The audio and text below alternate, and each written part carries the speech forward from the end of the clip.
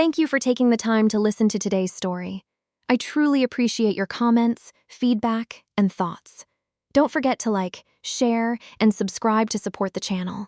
See you again in the next stories. My family told me, don't make any plans for Labor Day weekend. My mom smiled like she had a huge surprise waiting for me. But on Saturday morning, I woke up to an eerie, quiet house. My parents, my sister, and her husband were gone. Luggage gone. By noon, I opened Instagram and saw my sister's story. A picture of them clinking wine glasses at a beach resort with a caption, "Best trip ever when she's not around, lol."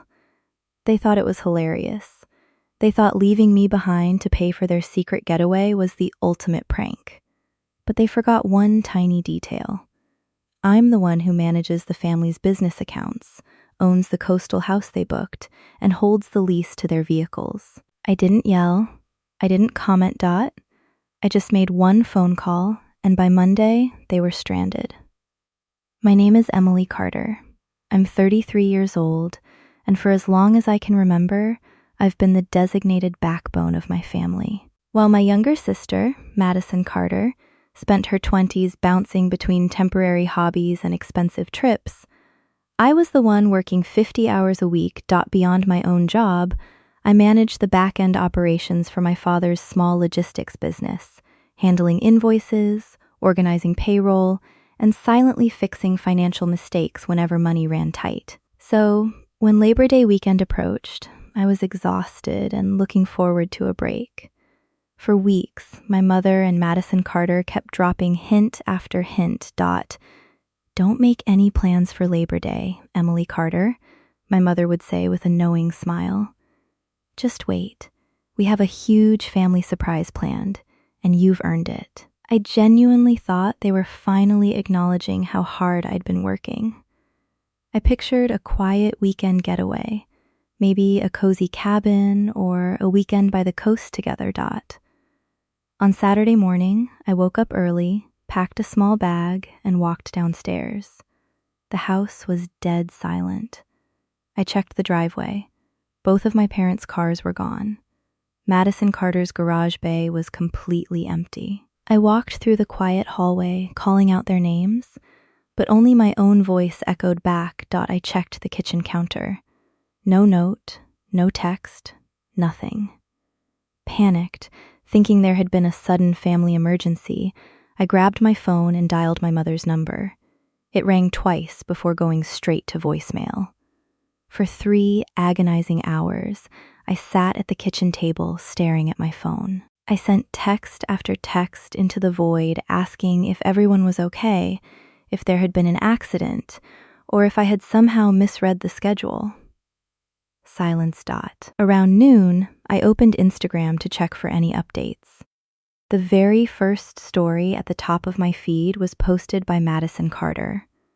My heart sank.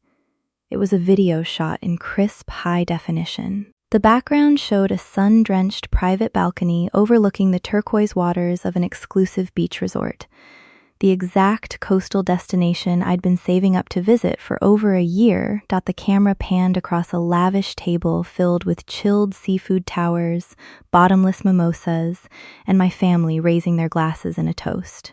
My parents were beaming, laughing as my Brandon Hayes popped a bottle of vintage champagne. Then came the caption. Emblazoned across the center of the screen in bold pink letters, it read, "Best trip ever when she's not around, lol." I scrolled down to the comments.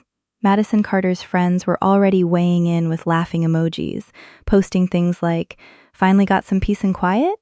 and "Looks like the family vibe is so much better without the manager around." This wasn't an emergency, and it certainly wasn't a mistake. They had forgotten me. They had deliberately planned a secret vacation, strung me along so I wouldn't make other plans, and used my absence as the punchline to a public joke. The sting of the humiliation burned, but as I sat staring at that cruel caption, the initial shock gave way to a cold, calculating focus. I didn't cry. I didn't leave a fiery comment. Instead, I opened my laptop and logged into my bank portal. If they were enjoying a luxury beach resort, I wanted to see how much money they had spent exclude me. What I found made my blood run cold. There was an authorization charge from the Oceanfront Palms Resort for $4,000. It was made using my business credit card, the card I kept active strictly for operational expenses related to my father's business. Below that were 2 charges from a premier car rental agency for 2 high-end subs booked under my corporate account and authorized using my saved credentials. They hadn't just left me behind. They had forced me to foot the bill for their secret getaway. My fingers flew across the keyboard as I checked the resort details. The specific suite they booked wasn't just any room. It was the penthouse cottage at the edge of the property. They didn't know it, but 6 months ago, I had quietly purchased that exact oceanfront property through my personal holding company. As an investment, the resort managed the rentals on my behalf, paying me monthly dividends.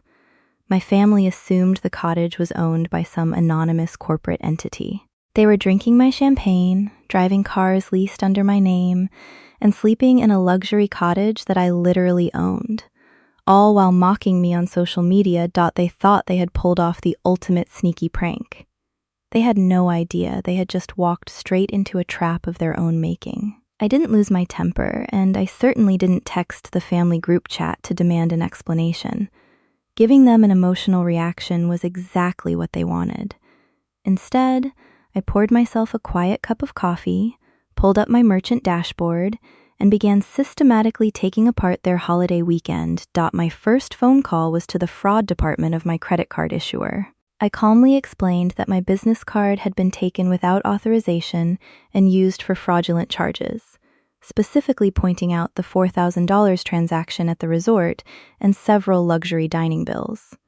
Within 10 minutes, the card was flagged, frozen, and every pending charge made since Friday afternoon was officially disputed and reversed. Next, I dialed the premier car rental agency. Because the 2 luxury subs were reserved under my corporate account without my express written consent for secondary drivers, I reported the vehicles as unauthorized usages. I requested an immediate revocation of the rental agreement and authorized the agency to recover the assets straight from the resort's valet lot. Finally, I placed a direct call to the general manager of the Oceanfront Palms Resort.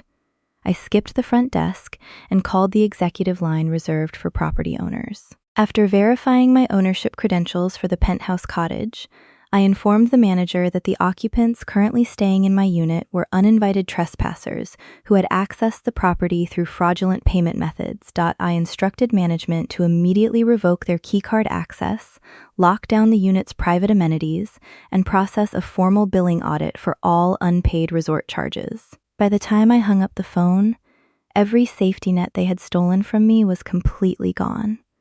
I closed my laptop, sat back, and waited for the dominoes to fall. By Sunday afternoon, the quiet stillness of my living room was shattered as the dominoes began to fall right on schedule.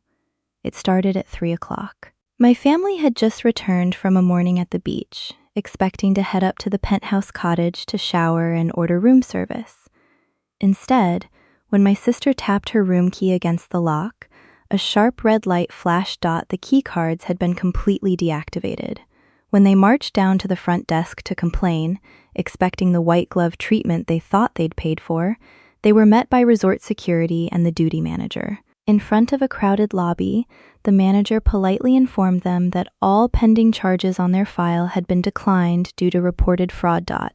To make matters worse, the credit card on file was frozen, meaning their unpaid $500 bar tab and private cabana charges were now due immediately, in cash or via a valid personal card. Before my father could even process the humiliation, 2 tow trucks pulled up to the valet drive. The rental agency repossessed both luxury subs on the spot, leaving their luggage sitting on the curb while resort staff escorted them off the property for trespassing. At 3:45 p.m., my phone screen lit up. 1 missed call turned into 5, then 10, then 20. My mother, my father, and Madison Carter were calling in a frantic rotation. Text notifications flooded my screen in real time. "Emily Carter, answer your phone. There's a huge mistake with the cards. The resort locked us out. Where are you? We need money. By 4 o'clock, my call log registered 63 missed calls. Finally, a voicemail notification popped up from my mother. Her voice was trembling, stripped of all her earlier smugness, crying out, "Emily Carter, please pick up. Please come help us." We didn't know. I let the phone ring for another 15 minutes before finally answering a joint call from my mother and Madison Carter. Before I could even say hello, my sister's voice exploded through the speaker, hysterical and screaming. "What did you do?" Madison Carter shrieked. "We're stranded in the parking lot. Security kicked us out. Our stuff is on the sidewalk and the car company just towed the subs. Did you cancel the credit cards?" "I didn't cancel anything," I said, my voice deadpan and icy cold. I reported fraudulent charges. "Someone took my business card without permission to book a luxury trip, so I let my bank handle the theft." My mother grabbed the phone, her tone shifting rapidly into aggressive gaslighting. "Emily Carter, how could you be so heartless? It was just a joke. Madison Carter put that picture on Instagram to tease you. We were going to invite you down on Sunday as a surprise. You're ruining family unity over a harmless caption."